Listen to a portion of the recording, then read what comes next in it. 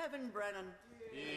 Thank you, Madam Deputy Speaker, and may I welcome you to the chair. It's the first time I've spoken since you were elevated to that role. And can I just say congratulations to everyone who's participated in the debate.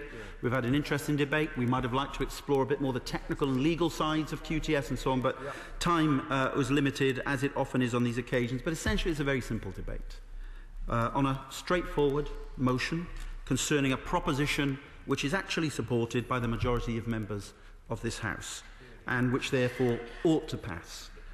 We've been spared any complications by the fact that we're not debating actually the coalition position, the coalition government's position on this subject in this debate.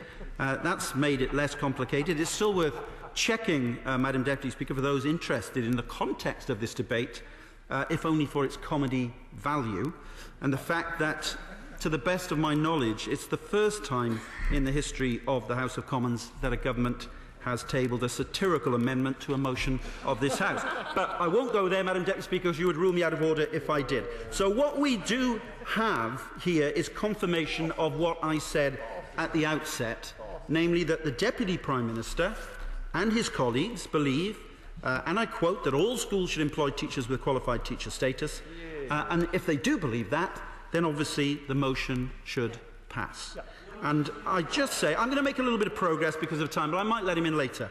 I just say to Liberal Democrat colleagues on the benches opposite, there's not many of them there, but I welcome those who have turned up, that being asked today, as I understand they are not to support the motion tabled, and one honourable gentleman said he wasn't going to support the motion we've tabled in my name and that of my honourable and right honourable friends, it's actually not good for their health not to support our motion, Madam Deputy Speaker. It must drive them to mental distraction, it occurs to me, to be asked to perform these feats of such intellectual and political contortion as to have to believe one thing and vote for another just to save the blushes of the Tory Secretary of State for Education, who is not in his place for the wind-ups at the moment, despite taking half an hour of our time earlier on. But he's happily, on a daily basis, trashing their fundamental principles and beliefs about education policy, and yet they have to turn up in order to bail him out. There can be no more tortured example, Madam Deputy Speaker, of this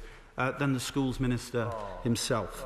The week before last, and I welcome the compassion from my honourable friends, the week before last he came before this House and stoutly and enthusiastically defended the policy of allowing non-qualified teachers to teach in our taxpayer-funded schools. In fact, he spoke with such passion and conviction that I understand from press reports that some of his Conservative colleagues in the coalition actually believed that he meant what he had said when he came before the House of Commons. They took him at his word. I read it in the paper. He's shaking his head, but I read it in a newspaper.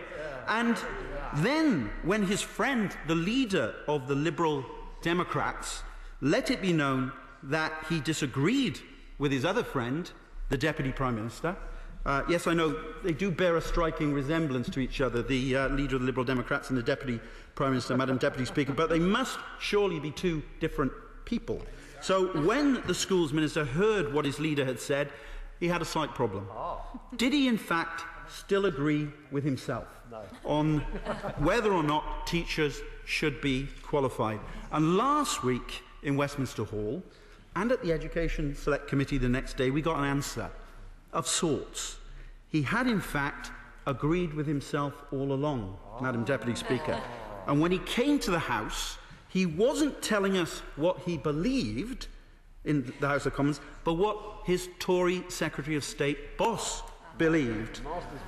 He had, in fact, some months earlier, proposed a motion, and I welcome the Secretary of State back to the debate. He had, in fact, proposed a motion, and I apologise for mentioning him in his absence. He had proposed a motion to the Liberal Democrat Conference, although on checking this, it actually turned out that he hadn't proposed a motion at all, though he claimed he was involved in drafting that motion. Now, I know that the Schools Minister, Madam Deputy Speaker, is a very, very clever man. He has a first-class degree from the University of Cambridge. In fact, as my honourable friend reminds me, and he insisted on reminding us in Westminster Hall last week, he has a double first from the University of Cambridge. But what I hadn't realised until now, Madam Deputy Speaker, was that having a double first means that you're so clever that you can hold two completely opposite beliefs in the same brain at the same time, without there being any of the consequent. In a moment, without there being any of the I think the House is enjoying this bit, as the Secretary of State might say, without there being any of the consequent anxieties that mere mortals like us would suffer from that turbulent and contradictory mental state. I'll give way to the Honourable Gentleman. Thank you very much. And I do believe also the Honourable Gentleman for Stoke-on-Trent also holds a double first-class degree. So on that point, when you look at the text of the motion, I want to ask on this information that actually the motion talks about working towards qualified teacher status. Now, will the Honourable Gentleman give a time frame for that? Because if it's 1 year, if it's 2 years, is it 3 years, is it 10 years? Otherwise, non-qualified teachers can carry on working in schools just as the 18,500 did during the Labour government. What is... We'll have to clear up the mess that the government's going to leave behind, and we'll have to look at what the time frame should be. But we will be returning to a position where all teachers will be required, and we won't be giving anyone the sack, but we will be making sure that all teachers are required to get QTS over in a reasonable time period. And we'll negotiate and we will consult, unlike the current government, over this particular policy. Now, Madam Deputy Speaker, you can believe that teachers should not have to be qualified and profess that view in the House of Commons with impressive conviction in the House of Commons 1 week, which is what the Schools Minister did, and then believe teachers should be qualified and say so with equal conviction the next week. It's remarkable.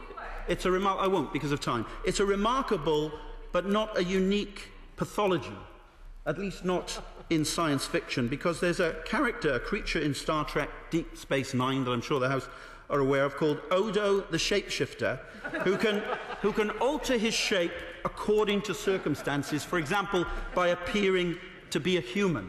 And until the end of the day, when he dissolves into his natural gelatinous form into a bucket in order to rest, ready to emerge the following day in whatever shape deemed necessary by the circumstances. Can I just say to the Schools Minister, it may be okay for a fictional science fiction character, but extreme shape-shifting does not in any way constitute statesmanship. And it needn't be like this.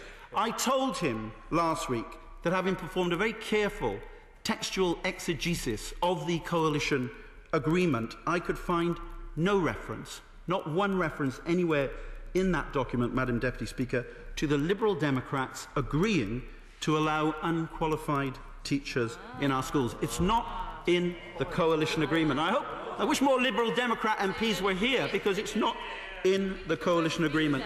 And I have some experience, Madam Deputy Speaker, of dealing with Liberal Democrats in coalition. I helped to put together the Labour Liberal Democrat coalition in the Welsh Assembly in the year 2000 when I worked for Rhodri Morgan. And I can tell you that the idea that the Liberal Democrats would have agreed to something against their own strong beliefs, against the professed beliefs and policy of their own leader, that was not in the coalition agreement, was unthinkable. So it is simply a mystery to me. It must be a mystery to the Liberal Democrats sitting on those benches over there as to why they were dragooned into supporting this policy in the first place, why they were dragooned into rejecting an amendment which would have put this right and put policy in line with Liberal Democrat policy, when it is not part of the coalition agreement, but was obviously some sort of backroom deal that was done between the Schools Minister and the... Oh, he's shaking his head. So the Schools Minister isn't responsible for this.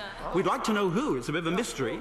But between somebody, some mystery character from the Liberal Democrats and the Secretary of State for Education did a deal in order to introduce a policy that was not in the coalition agreement, that is against Liberal Democrat fundamental beliefs and principles. So why did they agree to this? And will the Liberal Democrats now support this motion, which endorses their professed policy, does not breach the coalition agreement?